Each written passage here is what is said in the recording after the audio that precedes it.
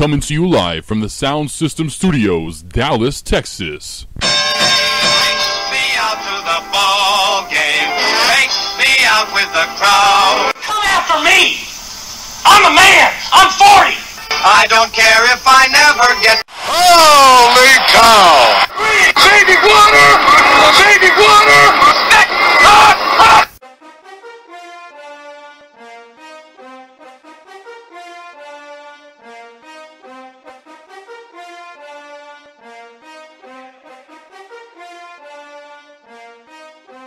Oh, do we have a show for you, so much to get to today. I know it's been a couple of weeks. I had to take a little leave of absence. Still a little sick, if you can hear my voice, and we had to get a lot of show prep to gear up for a great show. It's on deck. I'm your host, Josh Smith. Thanks for listening. We have some NBA news for you. Russell Westbrook. We've got to go back a couple of weeks to the NBA All-Star Weekend and extravaganza that was in New York City. Dallas, trouble here in Paradise. It looks like LBJ news, Derrick Rose news. Of course, we have some NCAA basketball news. NFL, boy, oh boy, oh boy, Dez Bryant. Could I tell you that maybe he has something that's 5 times as bad as the Ray Rice video out there floating around that maybe Adam Schefter's been working on since September? And would you be surprised if Marshawn Lynch said he was expecting to get the ball from the 1-yard line at the Super Bowl?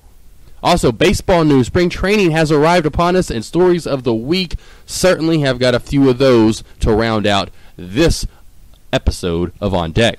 And let's start with the NBA. Russell Westbrook, what a month this man, with a poor dent in his side of his head now, has had, though. He had the best February almost ever on record, and probably maybe on record. 31 points, 9 rebounds, and 10 assists. However you want to word those last two, you can go 31, 10, and 9, or 31, 9, and 10. The guy averaged almost a triple-double for the month. Had 3 in a row to close out the month. That made 4 this year overall, more than anybody in the league. But he had 3 in February, just a monster month, as I said. And then has to end it with, I think it was 2.5 seconds left in the game the other night. He gets kneed in the side of the head. I don't know if you've seen the dent in the side of his poor head or not, but Russell Westbrook, the guy can't get away from injuries. Always these type of injuries that keep him out game in, game out, or for a few weeks at a time. But still, shows us the type of player that he is. Tremendous point guard. As I've said, me and my friend Mitchell always argue him and Derrick Rose being the most athletic point guards probably ever, as far as taking it to the rim, being able to pass the ball, shoot the ball, just kind of an all-around crazy point guards. 1-2, as we always argue. I would say Derrick Rose, but now his injuries. We'll get to him here in a little bit.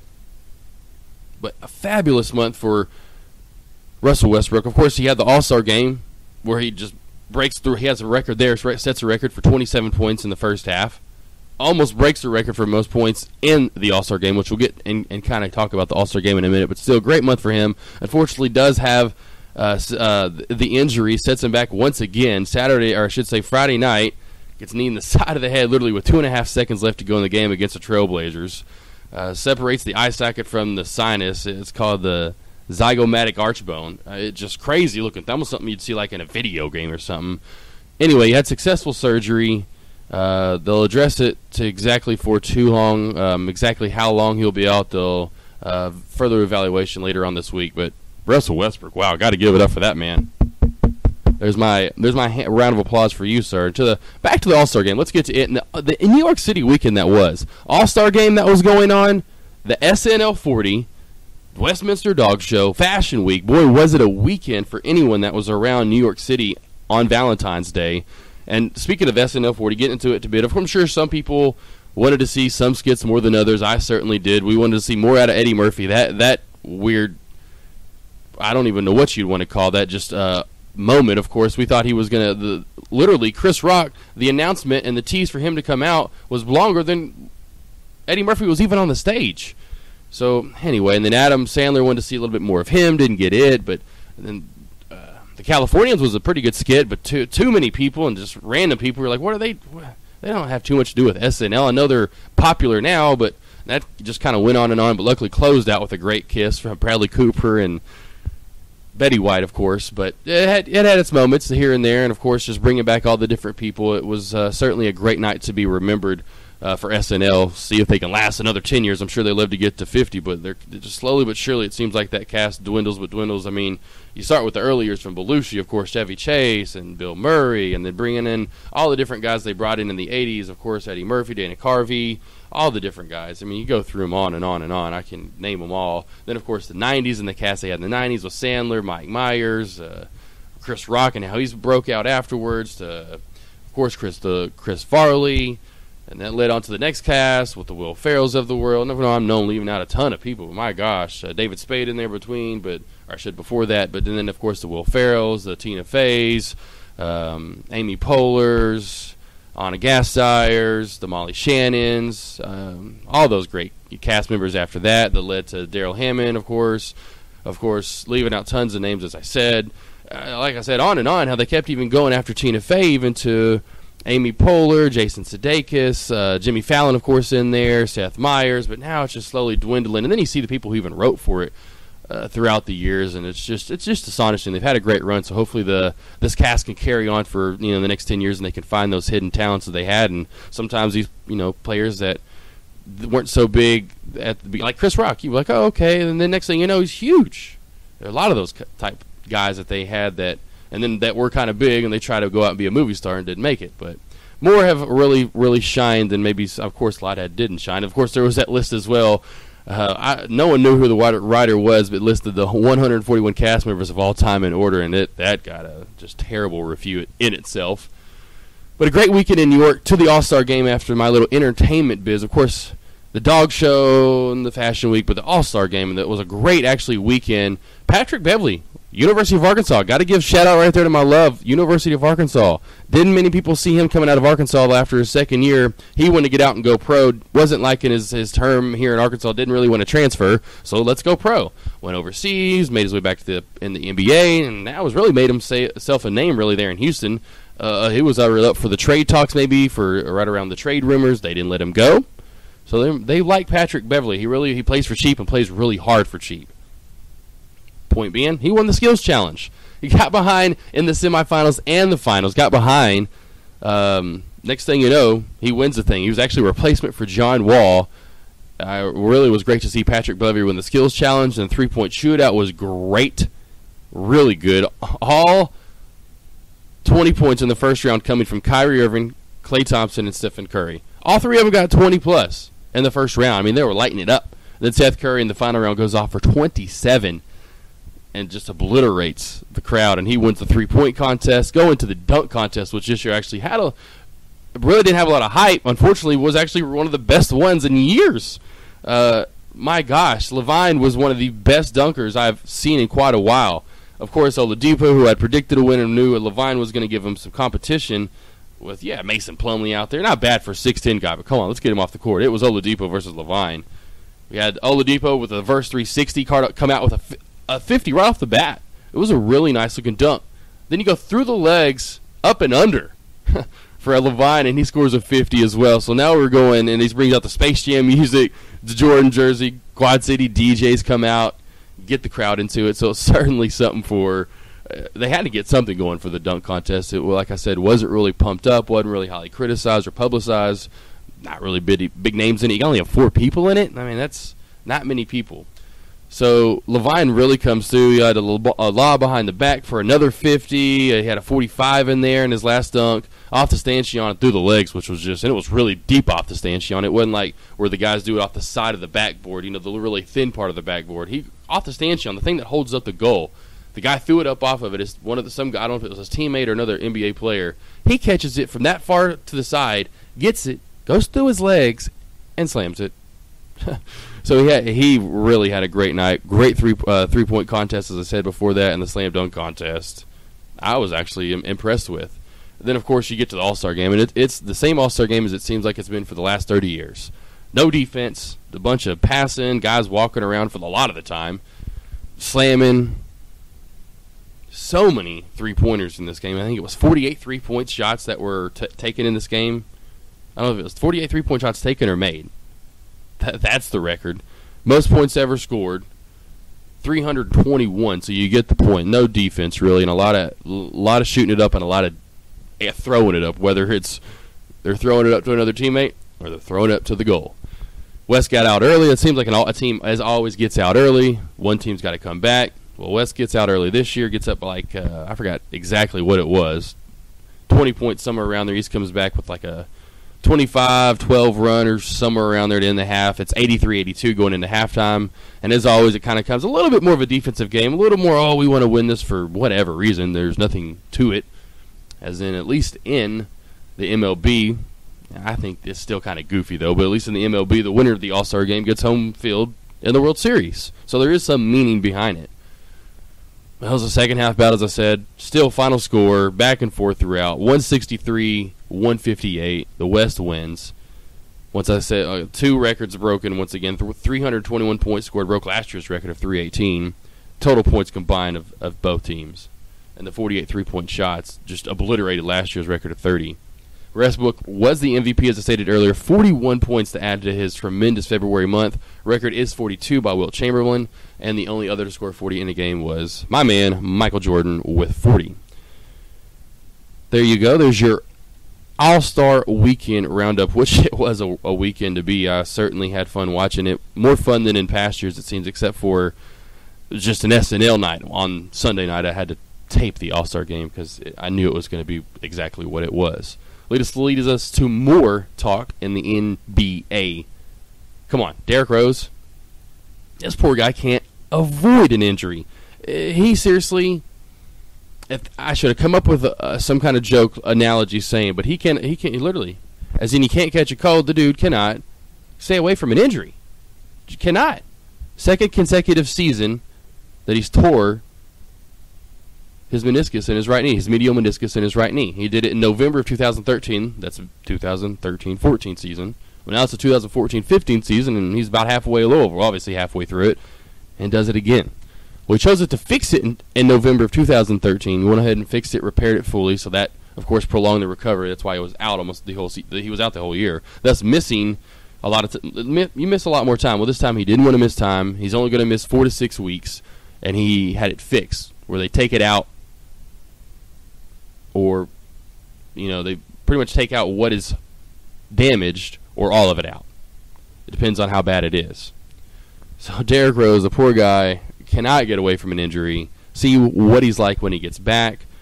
Never is going to ever be the same player he was ever as he was when he came out of college, of course, and never probably what he'd be even if he just would have taken all of this year off just to get fully healthy and could have maybe even been close to the player he was when he first came out into the league. Former MVP, may never regain certain status. Leads us to LBJ, LeBron James. Funny to call him LBJ or the King, just two people who had the King and LBJ.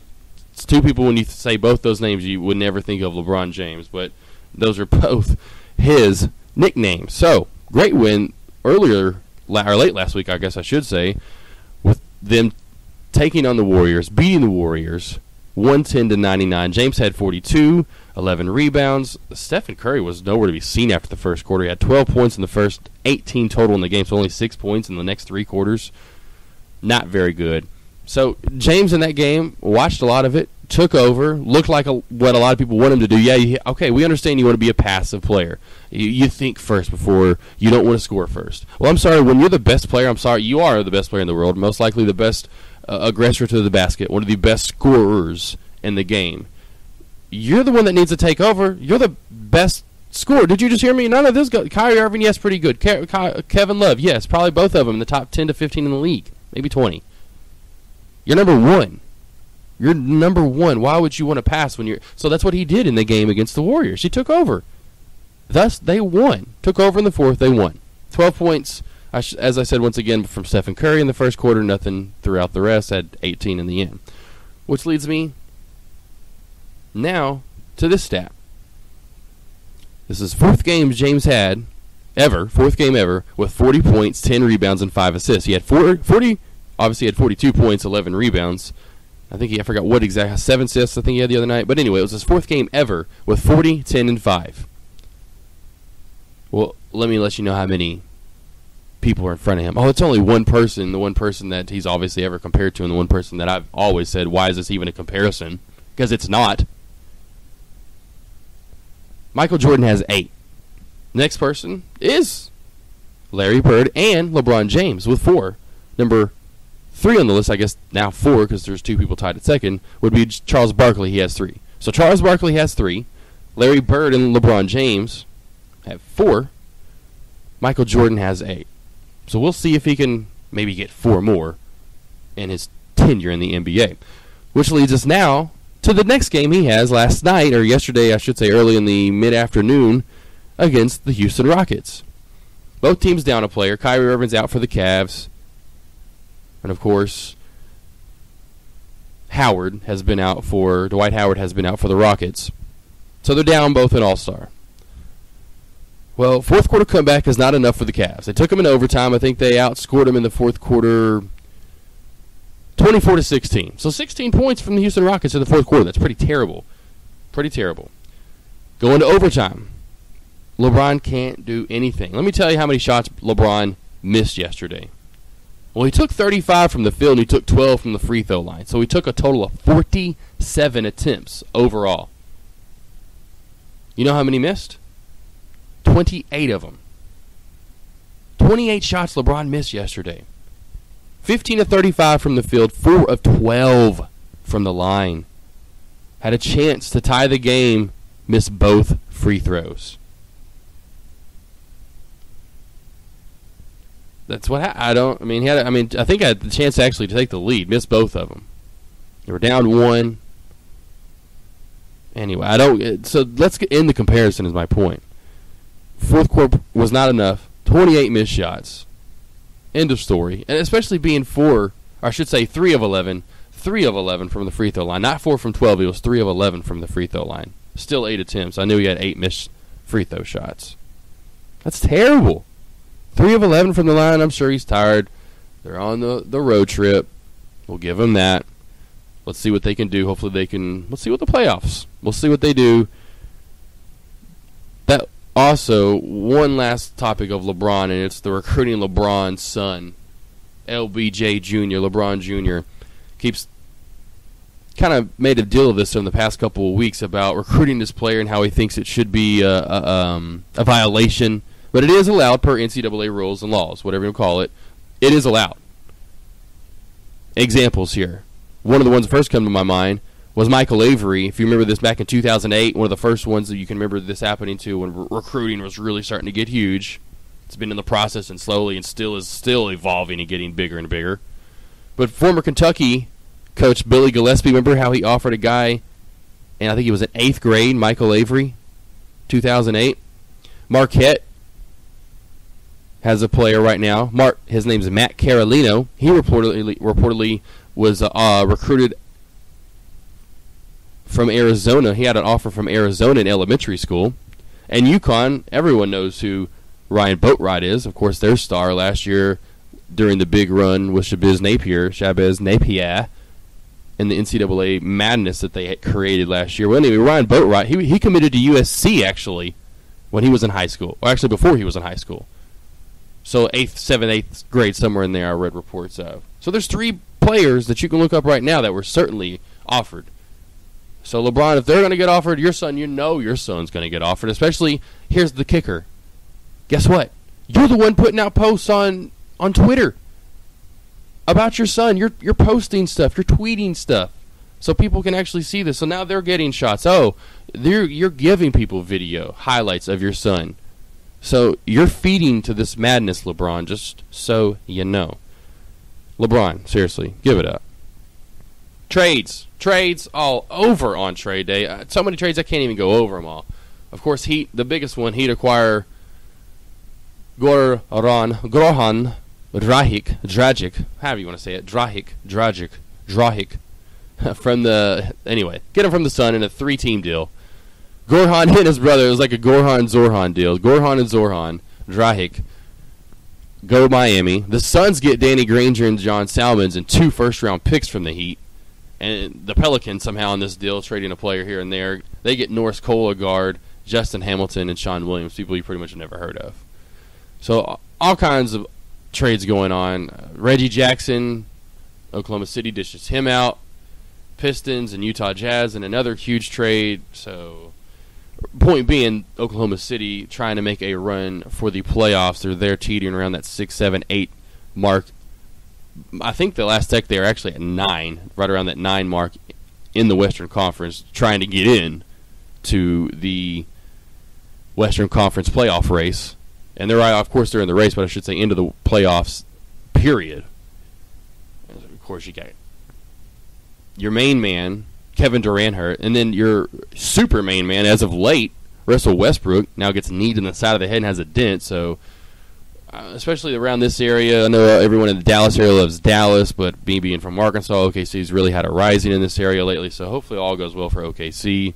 I really feel bad for them, but only time can tell what happens really with the Miami, I should say, not with the Miami, with OKC Thunder if they get to the playoffs, which leads me to the team here in Dallas. So, Dallas, you are on deck. How about that? On deck, Dallas, what's going to happen? You supposedly made your fantasy trade. It was literally, it's now trouble in paradise, trouble in Dallas. Rajon Rondo, of course, they made the trade in December.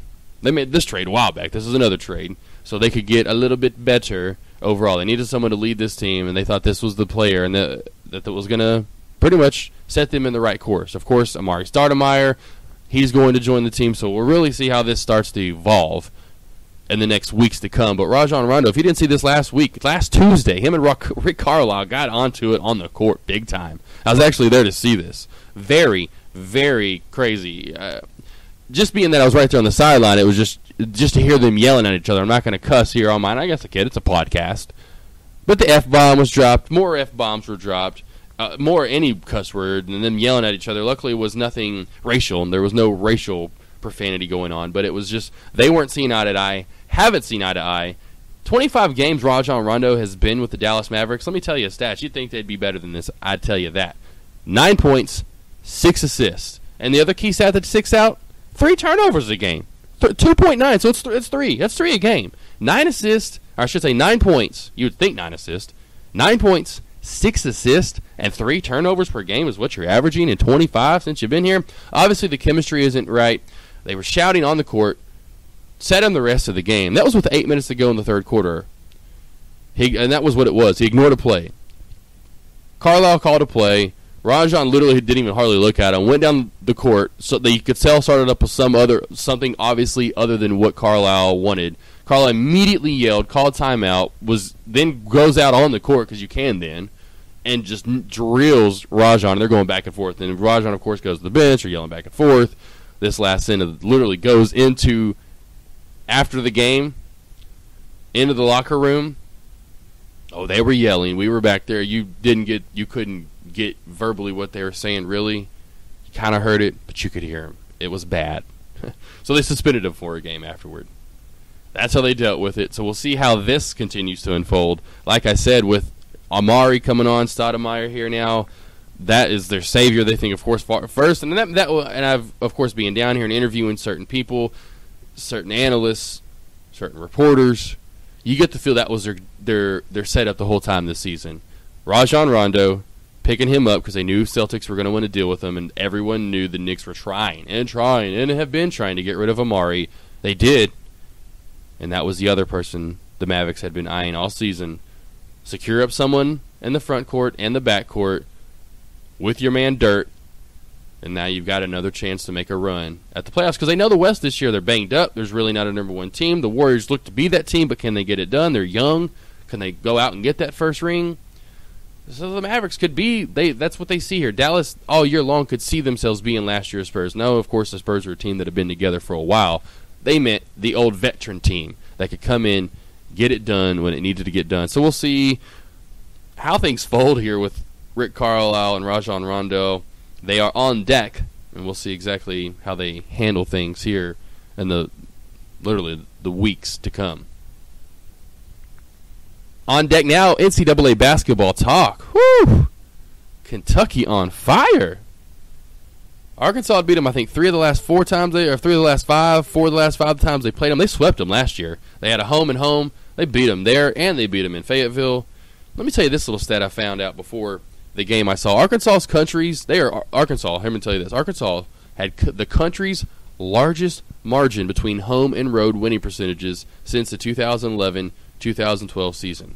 So at the beginning of this season, the Razorbacks were the worst in the country when it came to their winning percentage at home and their winning percentage on the road. It was like winning percentage at home, 80%. Maybe even 85, 90. Winning percentage on the road, like 5, 10%. And I'm not kidding you. Up until this year, they had won 2-3 games maybe in the past since that 2011-12 season on the road. That's how many they had literally won on the road. Neutral sites, yeah, they got a couple of wins on the like I said, in Fayetteville. Phenomenal at Bud Walton, looking great. But on the road, as I said, the worst when it came to home and road winning percentages. Well, slowly got out of the gate this year, got back to the form of old, and now won, I think, 6-7 road games this year. So got over that hump. Then they got over the hump. They kind of had to get to that hump of, oh, now we're being ranked. And continue to be ranked because they would be 25, 24, and then they'd lose a game and win a game. Then they unranked. And then they'd win a game, and then they were ranked again. And then they kind of, like I said, they'd go back and forth between teetering. Now they've been ranked consistently, so now they've kind of gotten over that hump, which is a good sign of progress, really, in 1 year. Of course, they head into last night's game, 21 or 22-5, I think, or 22-4, whatever it was, 22-5 this year. Great. No one probably saw them at 22-5. Well, 29-0 was what Kentucky was, and as I said, they are looking phenomenal this year. And got out to a 32-16 lead. Arkansas finally called timeout. They played man-to-man to start the game. I don't know why. I kept wishing and waiting, being, of course, a Razorback my whole life. Change your defense. Get away from this man-to-man. You're being out-length. Their length is killing you. Another reason why I don't see why Bobby Portis wasn't in the game at the same time as a couple other big men. They'd put Bobby Portis in there, and then they'd only have as their because they're not too deep. They have a couple other 6'10 guys, but like Kingsley. I want to see Kingsley and Portis on the court at the same time. They're both 6'10. Then you can match up a little bit better. But if you only have Portis out there, it's your only 6'10. They're powered forward. Say Qualls, he's 6'6". Harris, Alandis Harris, he's 6'6". That's their power forward, one of those two guys. Well, the other one plays the 3, and then you have Rashad Madden out there. Yeah, he's 6'4", 6'5", as a shooting guard, but then you have a 6 foot or 6'1" guard out there. So you need to have more guys out there when it's just Bobby Portis. They're outmatched, out 32-16 in the first. I said in the first half. Finally called timeout, changed the defense up from man to zone, and would switch from there on out, and actually made a game of it. If I would look at it from there on out, if they put it 0-0, the final score was 84-67. So they won by 17. Kentucky did. Thus, they only outscored them by 1 point from there on out when it was 32-16. So I wish he would have made the change a little bit earlier. Maybe could have kept him in the game. Maybe. They didn't. Another big upset this last week. Gonzaga had a 41-game home winning streak. Snapped. Just like that. BYU comes in, beats them 73-70. It was a pretty good game. And I got to go back a couple weeks ago. Another classic we've got to talk about. UNC and Duke. I led up to this. I told you about the last 87 meetings. Well, now the last 80, you can put it at 88. And they're tied at 44-44. They both won 44 games. 44 apiece in the last 88. They're literally the average now, winning-wise, now that it's – because UNC actually had the nod with one extra win, but was outscored by like 7 or 8 points. Well, now Duke kind of caught up, being that they won 92-90. So now they almost are averaging the exact amount of points. I think it's like 73 points a game, 73.2 and 73.5. That's phenomenal. That is a classic series, one of the best rivalries, matchups, whatever you want to call it, that there is in any sport. Did you hear me? The last 88 games, they're 44-44, and they're averaging the exact same score per game. Wow. And UNC had a chance to win. They were up kind of right going back and forth there toward the end of the game. Up 2 with 40 seconds to go. Anyway, couldn't make free throws. Anyway, Duke won. Great game. 92-90. Thriller if you missed it. Go back and watch it. You'll see one of the classics of all times and see why they are one of the top 5 rivalries in all of sports. I would put them in the top 5. I know there might be others that have played longer in basketball or even football, but I'm going to say that's number 1 in college sports. There might be maybe there's one in, of course, college football. Auburn, Alabama's grown recently, and there's others you can mention, of course, I know, but Duke and UNC just a lot A lot goes into those games. NFL news. Boy, more controversy in Dallas. It was just controversy all over here in Dallas. You got Rajon Rondo, Mari Stoudemire coming on with the Mavericks. What's happening there? Well, everyone's worried about their Cowboys most and foremost here down in Big D. I can tell you that right now. That every day it's about Dez. It's about if they're going to... Now, of course, that's come out today. I'll get to it in a minute. They put the franchise tag on him. What they're going to do, though, they're going to franchise him. They're going to be able to sign DeMarco. Or the Colts, now kind of the Colts are coming in, supposedly. They know they've got money. Anyway, teams coming in if they're going to get DeMarco. If DeMarco's going to want to come back because now Adrian Peterson may want to come to the Cowboys, or a lot of stuff's going on here. A lot of what-ifs are going on in Dallas. Certainly have to get to the Dez Bryant video. I don't know if you've heard of this. I hope you have. I don't know if you're confused or not, but if you haven't heard, there is a rumor among NFL reporters, analysts, talk show hosts here in Dallas, among the country, NFL siders, that a video may or may not exist of damning, and I mean damning, incident that may or may not have happened, that may or may not have involved NFL star Dez Bryant. Literally, all those may or may not have. It could be some damning evidence, crazy stuff. Could be supposedly, and what in Pro Football Talks, Mike Florio's literally said, let the cat out of the bag in his own words, and the rumor that could damage Dez Bryant's career, out of his own mouth, said it's 5 times worse than the Ray Rice video. 5 times worse than the Ray Rice video? Are you serious? 5 times worse? I don't know what's on this video then. We can tell you this much. It's Adam Schefter of the NFL, of course you know ESPN, working on a story since September on Dez Bryant. He allegedly knows what's on the video, but he hasn't even seen it himself. That's what he told a Chicago radio station this last Monday. A week ago today, Adam Schefter reports Dez Bryant, this is a video that he knows what's on it, but he actually hasn't seen it. He's working on a story, and boy, you know it's going to break soon. When Adam Schefter's on a story, it's coming. It's coming. Sends out some tweets last week. Here, this is from his Twitter, and he actually deleted one of these. I need to get me a real raw, uncut TV show or something. I can't continue to get betrayed like this. That was what was deleted. And then along with what came afterward, from him, he took a picture. This was what he took a picture of something he, I guess, typed or something, so he could put more on Twitter. Obviously, take a picture of something with more words on it.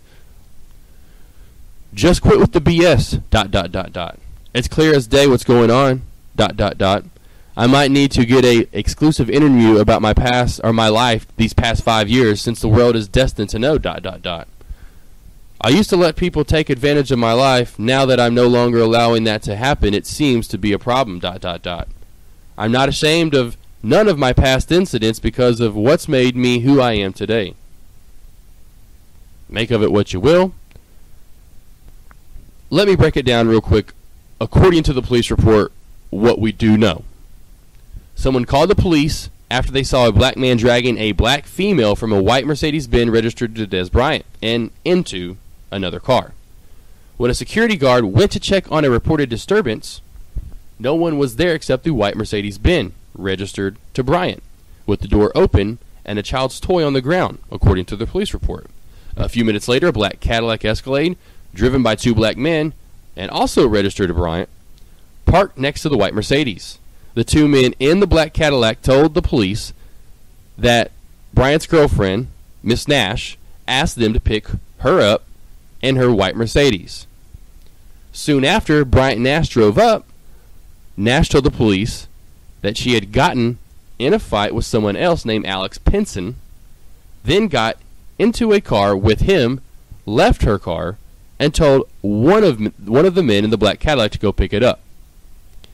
Nash said she was not assaulted or injured in any way, and that one of the men in the Escalade convinced her to come back after she was dropped off at a friend's house with an unknown address.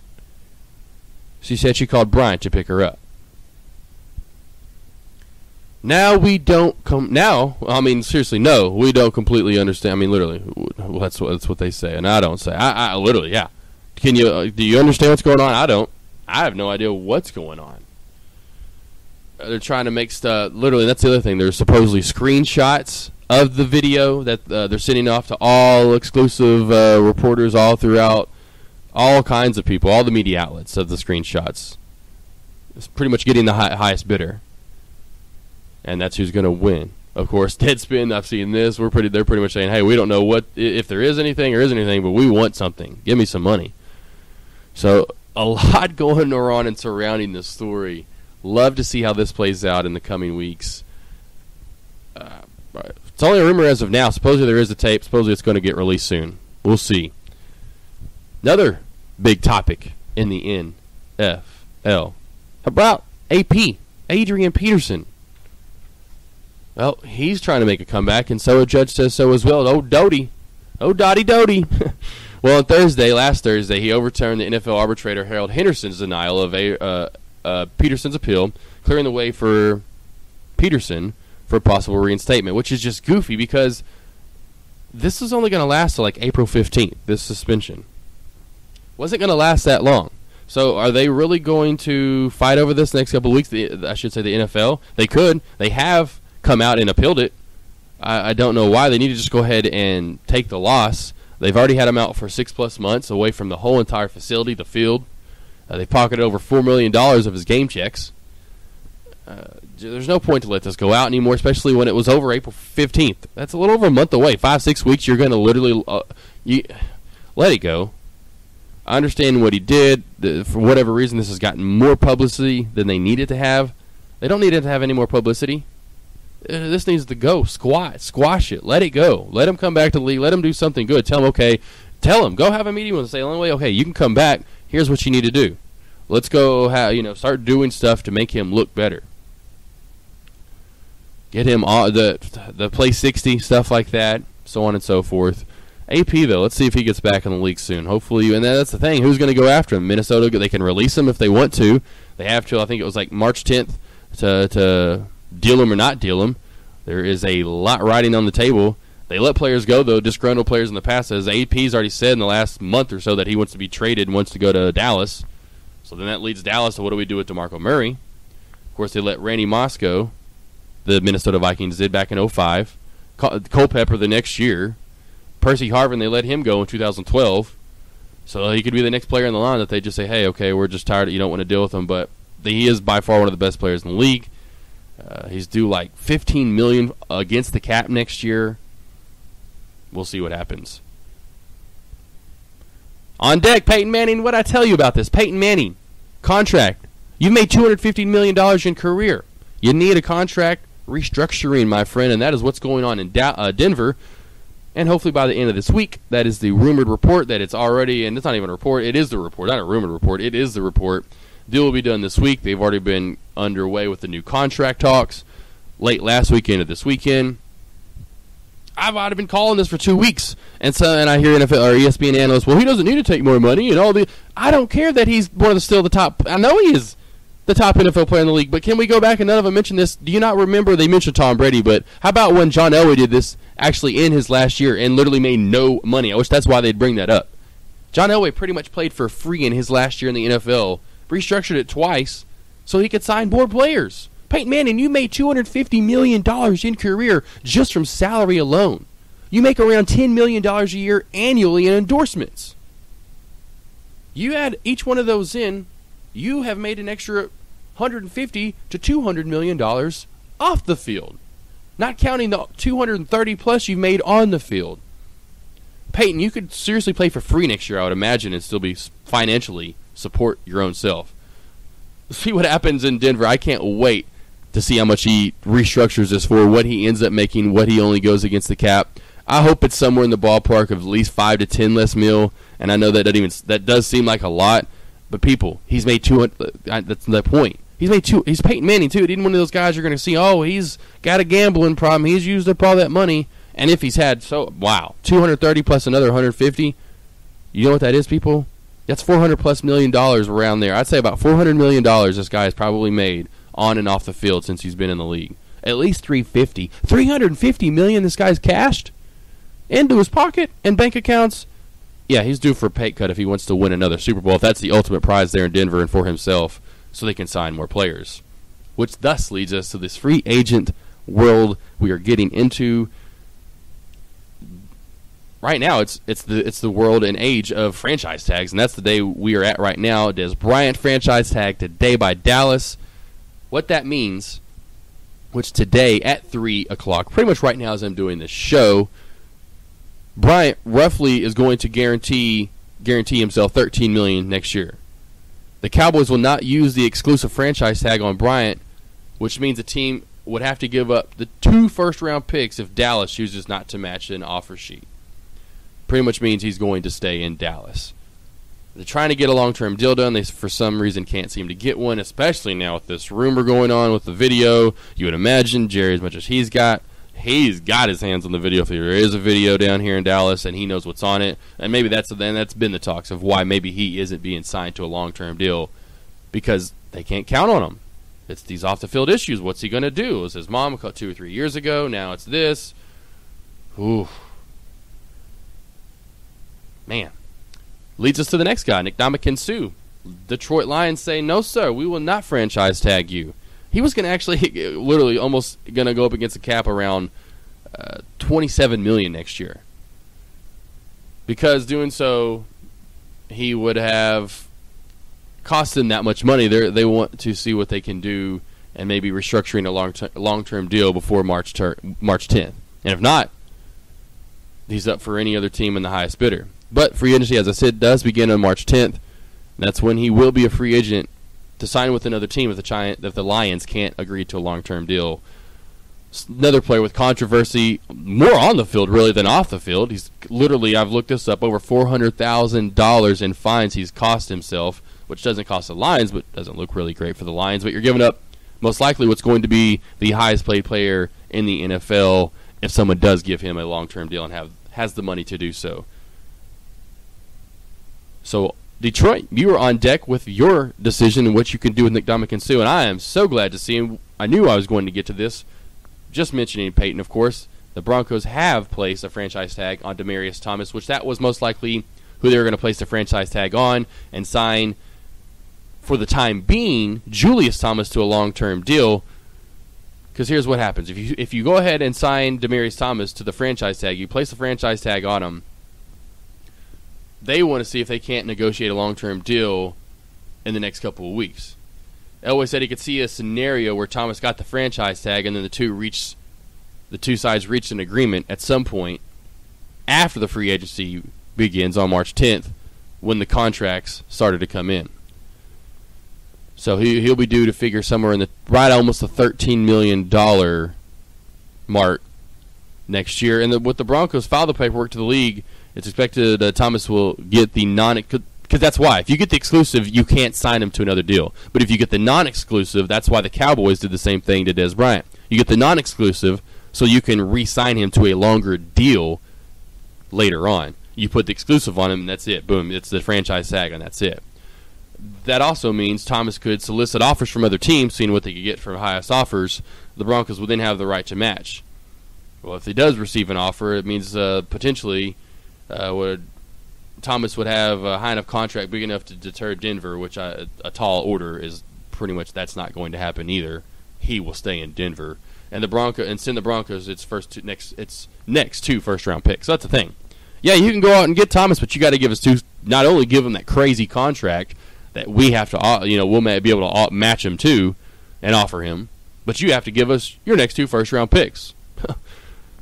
So that's why most teams usually stay away from that.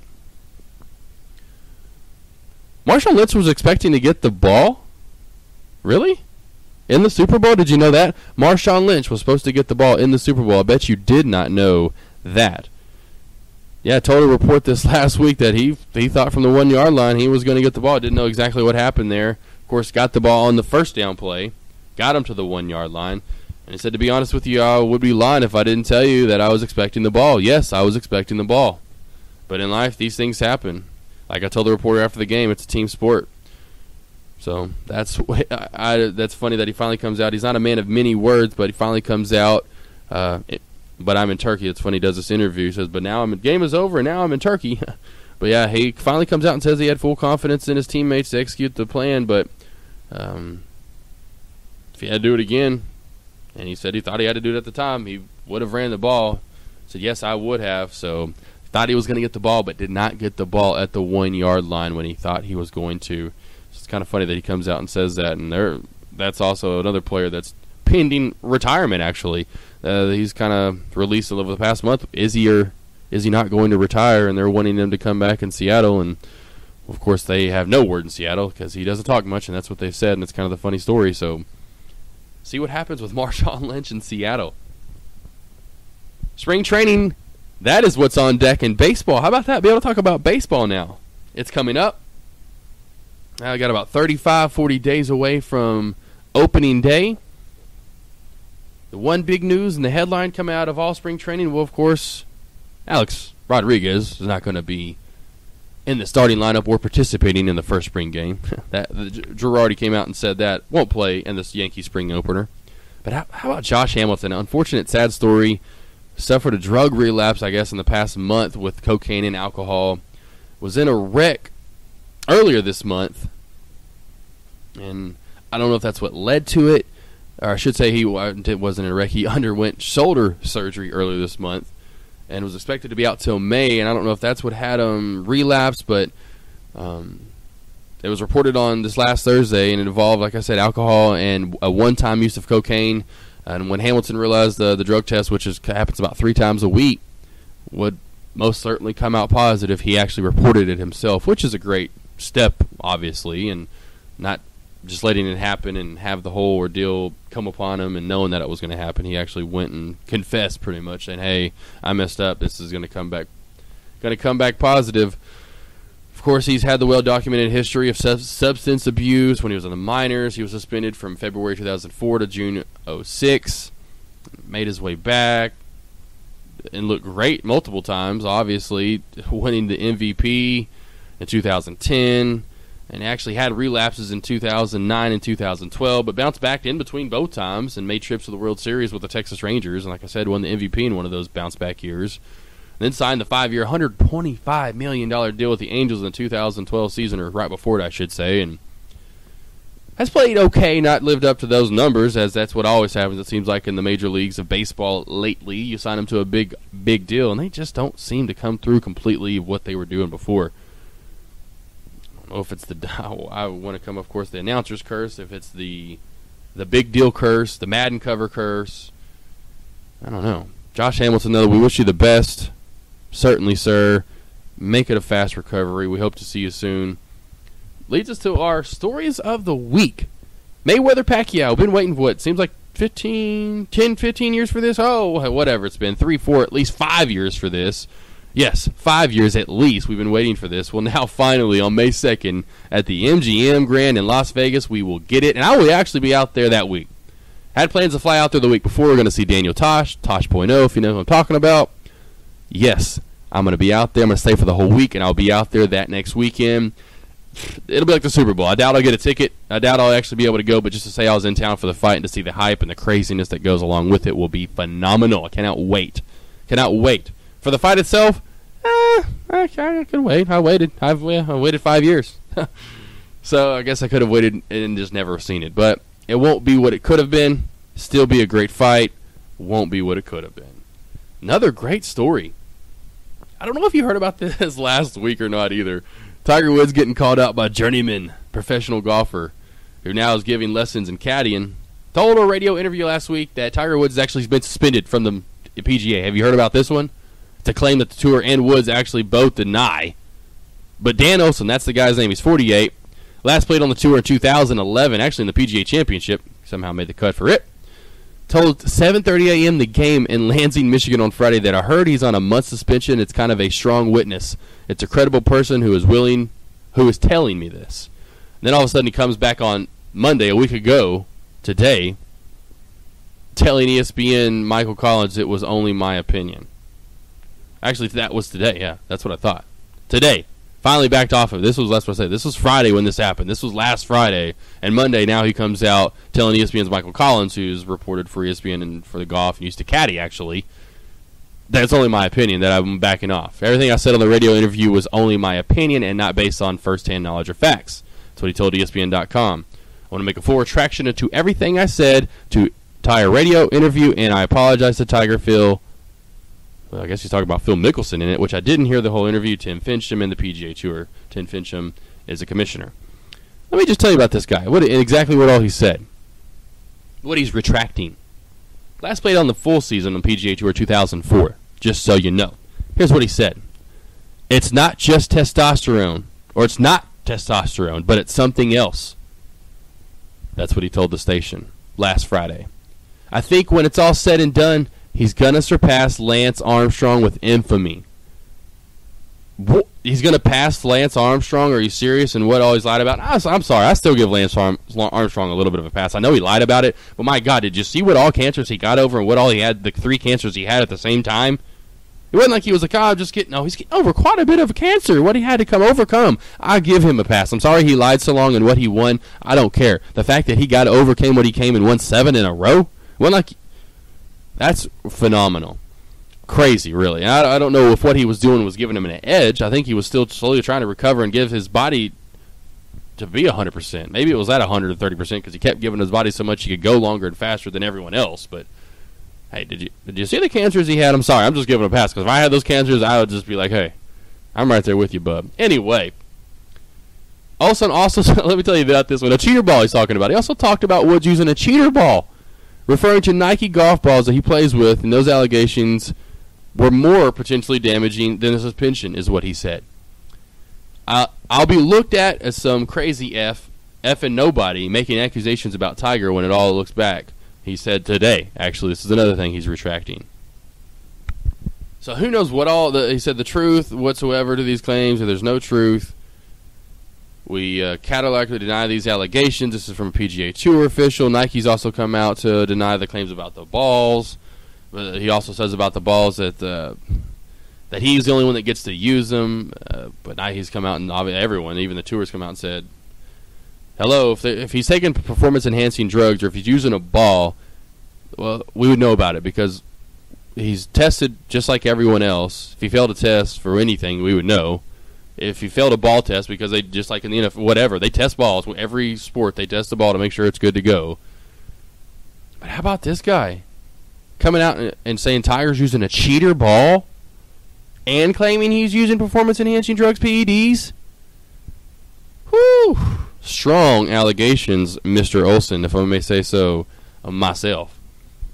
How about this, too? Tiger, you got another company in your $1 billion club, Michael Jordan. Well, he is on it. I don't know how he hasn't been on it, but he's now officially on the 29th annual World's Billionaire list done by Forbes magazine. Qualifies as the 1,741st richest person in the world. I do not think he cares, but believed to be making around $100 million, if not more, a year from his Nike Air Jordan line. Being an owner of the Charlotte Bobcats, 80% owner, so that and everything else that he does, and all the Hanes, this, that, and the other, I'm sure he makes and does, and his net worth, I should say, is a billionaire. He's made $1 billion in his career. No, does he make that's the thing. I don't know why they even do this. Does he make $1 billion a year? That's what it should be. If he didn't make $1 billion last year, then I don't net worth. Oh, goopy schloopies. I mean, you might. Well, he might be. Might as well say what ifs, like we always talk about. Woulda, shoulda, couldas. How much did he make last year? That's what I want to know. How much did he profit? There. That's it. Not if he. Oh, come on. But I get the whole point of net worth and this, that, and the other. But hey, he's worth $1 billion. Right at it. He has now made the list. And congratulations, Michael Jordan, because you are the man. And how about this little funny story? To end out one of the stories of the week. Did you hear about the Sprint car being stolen from a hotel? They have intermittent drivers, I should say, for this extreme number 44 car for the Sprint Cup Series. And Travis Vappel had his car stolen from a hotel. Sent it down early because whether that was going to maybe delay the truck itself, of course, being on a trailer, they didn't want to have to deal with any weather, so they sent it down early. So it's at a hotel, just sitting there, chilling, hanging out. Well, around 5:34 in the morning, in the parking lot of the Drury Inn. The Drury Inn. Do I have to say Drury Inn any more different than Drury Inn? Yeah, well, something's bound to happen at a Drury Inn. The sergeant of the Morrow Police Department told ESPN.com that the incident was reported around 5:50, but around 5:34, as I was saying, video obtained by police shows that's when it first happened. Shows a man walking up to the car, or walking in, or, pretty much kind of making his rounds, and walks up and finally leaves with the trailer, leaves with the whole thing. And what's funny is Travis, the NASCAR driver, tweeted later that morning, "Wow, anyone near Atlanta find my stolen cup car? Let me know. Unreal." And this is kind of funny because I'm sure they know, but for whatever reason, maybe he thought they didn't know. He says, "I bet whoever has it opens the trailer and is going to be like, oh, snap." Well, if that's the case, they will certainly be like, oh, snap, when they open up that car and open up the trailer and go, that's like $500,000 worth of stuff in there. Or close to. Let me tell you how much it is worth. The black 2004 Ford F-350 pull in the trailer, including the vehicles, or I should say, including the $250,000 value of the race car, engine, parts, etc., all inside the trailer, because they all keep all the parts, all their, literally all your wrenches, all that. They keep all that stuff in there, all your tools, valued between $350,000 and $400,000. That's a big payday for somebody who found it. Yeah. We'll find out. There hasn't been any more up to date on this. They're trying to find it, I know. We'll see if they do find it. Long story short, now they can't even race this weekend. They had the week before at the Daytona 500, the Team Extreme car, which actually was driven at that point in time by Reed Sorensen, was driving that weekend. Car had trouble, was damaged, I should say. Their other car they had multiple cars damaged. That was their one and only car, because they have multiple cars they have for races. That was their one and only car they had for this upcoming race, which happened yesterday, and could make the race because their car was stolen. So be on the lookout. It's a pretty cool looking car. It's orange, blue on the bottom with trim. It's number 44, has Phoenix Warehouse on the front of the engine, and has Team Extreme written on it as well. So look for Team Extreme with an X, and orange car with bottom blue trimming. It's kind of a burnt orange. So there you go. Look out for a car. I want to dedicate this week's show to a great friend of mine, Chuck Adair, and I want to do hashtag awareness this week, and a certain awareness, and I want to do hashtag alcohol awareness, and I want people to understand that it certainly can be damaging to not only your life but others' lives around you, your family, your friends, people you may not even know. You could hurt someone else without even knowing it. So certainly, if you have a problem, I know you may not realize it, but if people around you are telling you have a problem, and maybe even people, especially when you know it's people you maybe not even heard of from years, and you're hearing from them, or you know it's people that you know usually care about you, and they're only doing this, they only do things like this usually when they're trying to help you. Listen. You've got to listen. I know people, we all do this as teenagers, growing young adults, even into our adult years. You would think as an adolescent we would learn these things, but we learn to learn things the hard way. Why do we have to live life learning things the hard way? I don't know. We all do it. I hate it. It's one of those things that I will never understand. Just the human brain and the chemistry, and I know my father's been through the same process. I love my father. Luckily, my father got to go to the Betty Ford Clinic, which is one of the most established, one of the best clinics in the world, especially for that certain problem, if not other addiction problems. My father was healed in a month and came back healthy. So I want to wish Chuck Adair a quick recovery if he can recover. I hope you, man. I hope you, sir, my friend.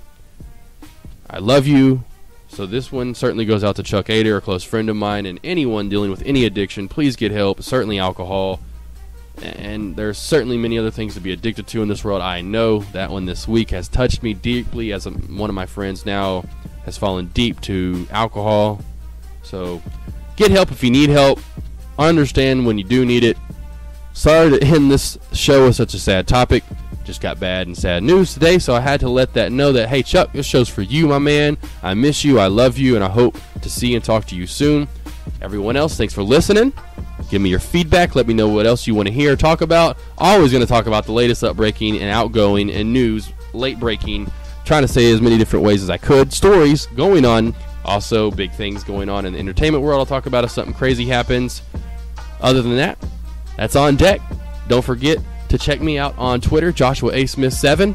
Joshua A. Smith 7. That's at Joshua A. Smith 7. And of course, this website, joshsmithsports.com. However you listen to this, I appreciate it. Once again, hit me up. I'm Josh Smith. This is On Deck. We'll see you next week. I'm out.